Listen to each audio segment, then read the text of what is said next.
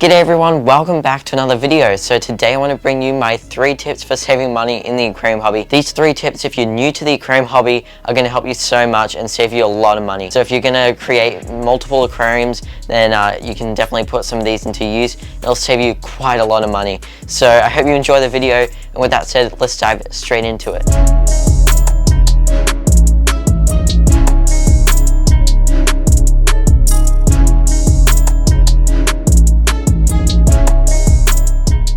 Alright, tip number 1, and a lot of you might already be familiar with this tip and this method of spending money on aquarium products.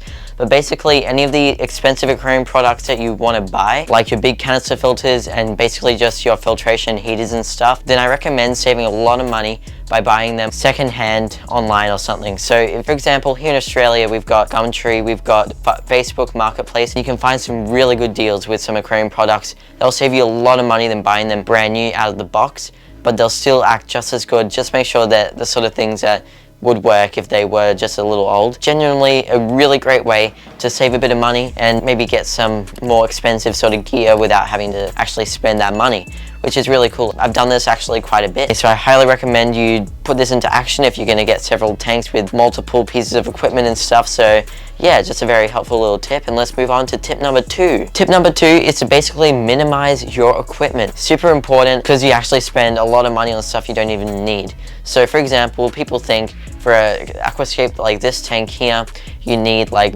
a lot of gear, a lot of like expensive gear, like a external filter, which can cost a lot, maybe a really good heater and a really good light. But to be honest, to grow aquarium plants, it's really easy. So you don't need expensive stuff at all. You're just going to make sure that whatever you're buying, there's something out there for a good price. If you can find something for a really cheap price, just do research by looking at reviews on that specific product you want to buy before you go buy it, in case you do buy a very cheap thing and it turns out to actually be worth what its price is. But yeah, sometimes you can find really good deals. Like this light, I was going to get a $120 light for this 5-gallon behind me, but I ended up putting on this $40 aquarium light, and it's doing amazing. So basically, if we're talking about aquarium lights, then as long as they've got the right spectrum for your aquarium plants, then you should be fine. For example, if you have a tank under 30 gallons, all you need is an internal filter. You don't need anything serious, just like a cheap internal filter. Maybe if it's like 25 gallons or larger, maybe 2 or 3 internal filters, but it still adds up to way less than getting a canister filter. In my opinion, they're a bit easier to clean and maintain. With canister filters, I don't really feel that urge to want to clean it much. I clean mine like once a year or twice a year. So basically, if you have lots of aquarium plants constantly filtering the water, then you don't need serious filtration. But then it also might mean you have to do more frequent water changes if you're up to it. That's why I'm on the side of internal filters. That could include sponge filters and your standard internal filters. And HOBs, hang-on backs, are also a really great cheaper option. Alright, tip number 3 is going to make us money through this aquarium hobby, which basically can save us money because we can then use that money and without having to spend the money we already have. So basically, it's to breed fish for profit. It can be easy if you do your research and you find specific species that are not too hard to breed, that you can manage, and you can, if you're able to raise up the fry. Breeding fish for profit is an awesome way for saving money, because basically what you're doing is you're breeding fish for profit. Of course, it's really only great if you have like a grow out tank or like a spare tank on hand. You can breed your fish, take them to your local fish store, and make sure they do sell them for at least a good price before you actually consider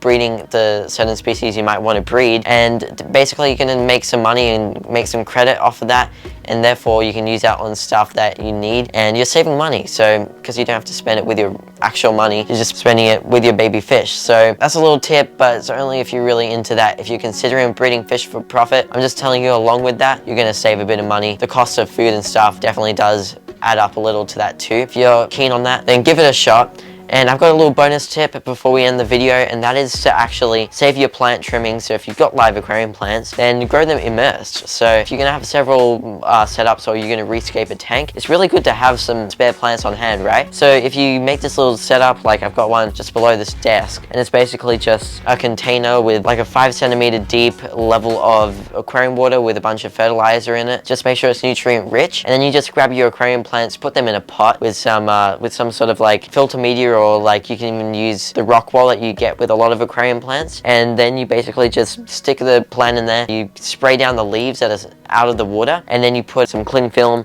or like some sort of insulator on top of that to keep all the air in, and therefore you can actually keep those plants alive and they grow really quickly. You might need an aquarium light, but you can always just use the sunlight outside. So that's just a little bonus tip if you're into that little project to start, and you can look further into that. So basically you can just look into an immersed setup like for aquarium plants, and yeah, it's actually very fun. So I'm trying it out myself, and a bit of a smart way to save money on aquarium plants if you're an aquarium plant fiend like I am. So yeah, thank you so much for watching, guys. I hope you enjoyed the video. Give it a thumbs up if you did, and subscribe for more content just like this and for aquascaping videos and that sort of thing. But anyways, have a great day, and I'll see you all in the next video.